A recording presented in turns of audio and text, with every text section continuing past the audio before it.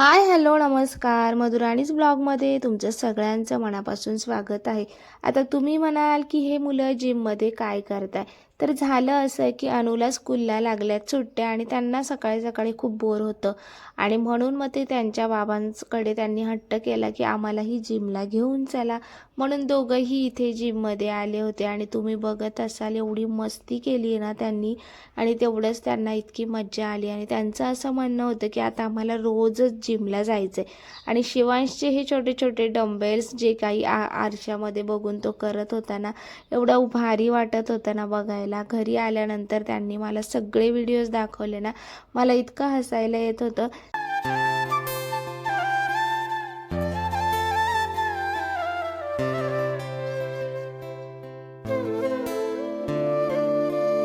घरी आल्यानंतर फटाफट सगळ्यांनी अंघोळ केली आणि मी सगळ्यांसाठी इथे बनवले होते पोहे. आता का तर अनुला जायचं आहे मामाच्या घरी आणि मामा त्याचा घ्यायला आला होता. सो मामा आणि तो नाश्ता केला आणि लगेच निघाले, कारण की ऊन भरपूर झालं होतं. म्हणून म्हटलं चला लवकर तुम्ही निघा. दादा गेला म्हणून आम्हाला करमत नव्हतं आणि इथे तो म्हणत होता की अरे यार मम्मा, आता दादा गेला, आता मला बोर होतं आहे आणि मलाही मामाच्या घरी जायचं आहे. सो त्याला इथे तेच सांगत होते की तुला सुट्ट्या लागल्या की नंतर आपण जाऊया, तुझं ॲडमिशन करायचं बाकी आहे, असं त्याला थोडंसं समजावून सांगण्याचा इथं आमचा प्रयत्न चालू होता. चला, आता त्याचा दादा गेला आहे, त्याला करमणार नाही आपल्यालाही कळतं आहे, पण दादासाठीही थोडंसं हे होतं की त्यालाही सुट्टी लागली, त्यामुळे त्यालाही मामाकडे जाणं गरजेचं होतं, म्हणून त्याला पाठवलं. चलो. दादा मामाच्या घरी गेला म्हणून आमचं मन थोडंसं नाराज झालं होतं. म्हणून त्याला त्याच्या बाबांनी थोड्या वेळ म्हटलं, धर तुझे व्हिडिओज बघ. आणि तो इथे मोबाईलवरती त्याचेच व्हिडिओज बघत होता की तो कसा जिम करतोय ते. आणि असं नेहमीच असतं, दोघंही कायम सोबत असतात. आणि आता दादा गेला आहे म्हणून याला करमणार नाही आम्हाला माहिती होतं, पण दादालाही कधी सुट्टी नसते आणि त्यालाही वाटतं की आपण गेलं पाहिजे. आणि म्हणून मग यावर्षी त्याला पाठवलं, मागच्या वर्षी नव्हतं पाठवलं. आणि चला, आता शिवांशला सांभाळणं थोडंसं माझ्यासाठी अवघड होणार आहे, पण बघूया. त्यानंतर ना आम्ही आलो होतो गावात आणि आज होती आंबेडकर जयंती. म्हणजे जो व्लॉग येतोय तो तुम्हाला 14 तारखेचा येत आहे, तर बघू शकतात. तर आम्ही आलो होतो आणि गावात आज सकाळीच मिरवणूक चाललेली होती, तशी संध्याकाळीही असते. आणि त्याचबरोबर इथं शिवांच्या स्कूलचं आम्हाला ॲडमिशन घ्यायचं आहे, त्यामुळे आम्ही इथे त्याचे पासपोर्ट साईजचे फोटो आहेत ना ते काढण्यासाठी इथं आलो होतो. सो तोही छान असा मस्त बसला होता.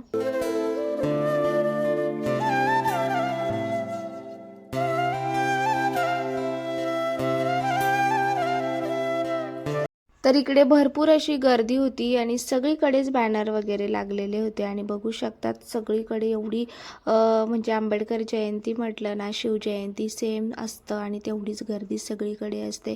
सो बघू शकतात निळ्या कलरचं, निळा आणि व्हाईट कलरचं असं काय काय त्यांनी डेकोरेशन केलं होतं. आमची छोटी मोठी कामंही होती आणि ना शिवांशलाही त्याचा थोडासा मूड व्यवस्थित व्हावा म्हणून आम्ही गावात आलो होतो. चला, यांना ना हेडफोन घ्यायचा होता, त्यासाठीच आम्ही इथं आलो होतो. पण हे जे तुम्ही बघताय इयरपॉडवाले ते काही त्यांना आवडत नाही आणि त्यामुळे जे आपल्याकडे वायरवाले असतात ते हेडफोन घ्यायचे होते. बऱ्याच दिवसाचं चाललं होतं म्हणून म्हटलं चला जाऊया. सो आम्ही आलो, छोट्या मोठ्या गोष्टी घ्यायच्या होत्या त्या घेतल्या आणि त्यानंतर व्हिडिओ तुम्ही बघत राहा. व्हिडिओ आवडत असेल तर व्हिडिओला लाईक करा, शेअर करा आणि सबस्क्राईब करायला देखील इथे विसरू नका.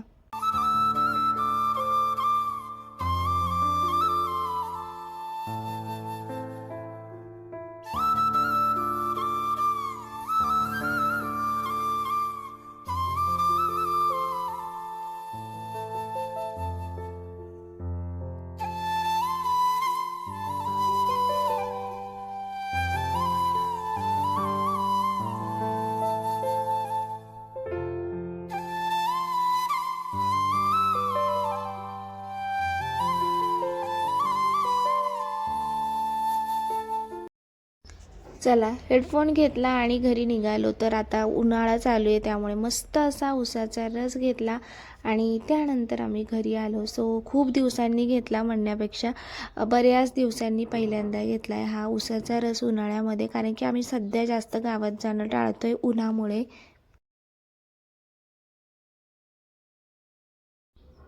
आणि त्यानंतर हा आमचा गेटही असा तुटला होता, जो की जर शिवांश बाजूला नसता झाला ना तर त्याच्या डोक्यात पडला असता, इथपर्यंत ही गोष्ट झाली. आणि नशीब आज मिस्टर घरी होते. लगेच आम्ही वेल्डिंगवाला बोलवला आणि वेल्डिंगही करून घ्यायचं होतं. सो बघू शकतात आजच्या दिवशी इतकी सगळी कामं होती ना, जी आज आमची फायनली कंप्लीट झाली. आणि त्यानंतर हे खूप महत्त्वाचं काम होतं. आम्ही हा गेट आहे ना, म्हणजे कुत्रे वगैरे येतात किंवा आमच्या वस्तू बाहेर राहतात त्यासाठी करून घेतला होता. आणि तुम्ही बघू शकतात आजूबाजूच्या लोकांनी असं प्लास्टिक नेट वगैरे लावलेलं आहे. सो चला, त्यानंतर इथं मस्त असं आम्ही चिकनची भाजी बनवायला घेतली आज. सो सगळ्यात पहिले तर सूप इथं बनवणार होते. रेसिपी झटपट अशी तुमच्यासोबत शेअर करते, तर तेही बघत राहा. इंडक्शनवरच करते. आणि खडा मसाला घेतला आहे, त्यानंतर आलं, लसूण, खसखस, खोबरं, कांदा मी भाजून घेतला आहे, कांदा, टोमॅटो आणि कोथिंबीर. अशा पद्धतीची मस्त अशी ग्रेव्ही बनवायची आहे. आणि त्यानंतर आणि ही जी गावठी चिकन होतं, नॉर्मल जे बॉयलर असतं ना ते पटकन शिजतं, तर आणि गावठी चिकनसाठी थोडासा वेळ लागतो. सो बघू शकतात त्याच्यामुळे मग ते शिजण्यासाठीच मी कुकरला लावलं, नाही तर मी डायरेक्ट भाजी पण बनवते. पण यांना आणि शिवांशला मला सूप द्यायचं होतं त्यामुळे. सो बघा इथे सगळं भाजून घेतलं आणि नंतर मस्त याची पेस्ट बनवून घेते. आपल्या हक्काची जागा म्हणजे आपलं माहेर असतं. आणि तसंच आपल्या मुलांच्याही हक्काची जागा म्हणजे त्यांच्या मामाचं गाव असतं, जिथे ते त्यांना हक्काने बोलवू शकतात किंवा जाऊ शकतात. जसं ते त्यांच्या घरी राहतात तसं ते मामाच्या घरी राहू शकतात. आणि अशी एकमेव जागा असते ती म्हणजे त्यांच्या मामाचं गाव. आणि त्याचं असं चाललं होतं, सुट्टी लागले की लगेच मामा घ्यायला आला पाहिजे. 1-2 दिवस तर मामा काही आला नाही, मामांना काम होतं. पण त्याचं इतकं हे चाललं होतं, नंतर तोही मला त्रास द्यायला लागला. म्हटलं बाबा चल आता तुला, म्हणून मी सकाळीच मम्मीला फोन केला होता. आणि 9:30 वाजेपर्यंत त्याचा मोठा मामा म्हणजेच माझा मोठा भाऊ त्याला घ्यायला आला होता. तिथं गेल्यानंतर ना त्याला आमची आठवणही येणार नाही हे मला माहिती आहे, कारण की मुलं खूप जास्त गेल्यानंतर तिथं खेळण्यात बिझी होतात. माझ्या मामाची मुलगीही तिथेच राहते, त्यामुळे तिचा मुलगा आणि माझ्या मुलाचं दोघांचंही बॉन्डिंग मस्त आहे. ते दोघं एकमेकांसोबत असले की मस्त खेळतात आणि त्यामुळे त्याला तिथे करमतं देखील. चला, आता मामा पण आहेतच, मामांसोबत खेळणार, व्हिडिओ गेम वगैरे अशा बऱ्याच गोष्टी असतात, क्रिकेट असतं, जे काही इथेही असतं. पण शेवटी थोडाफार फरक पडतो.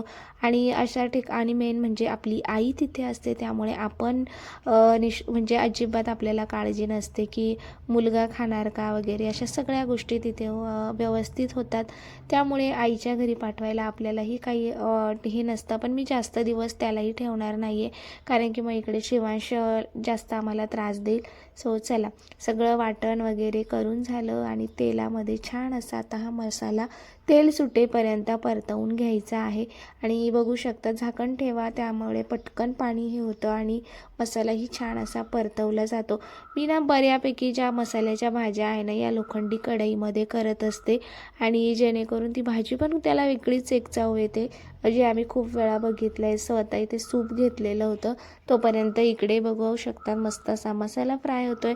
यामध्ये मटण मसाला, लाल तिखट, धना पावडर, हळद आणि जे काही मीठ आहे ना ते आपण आधीच सूप बनवताना घातलेलं होतं. वाटलं तर नंतर कमी जास्त आपण बघू शकतो.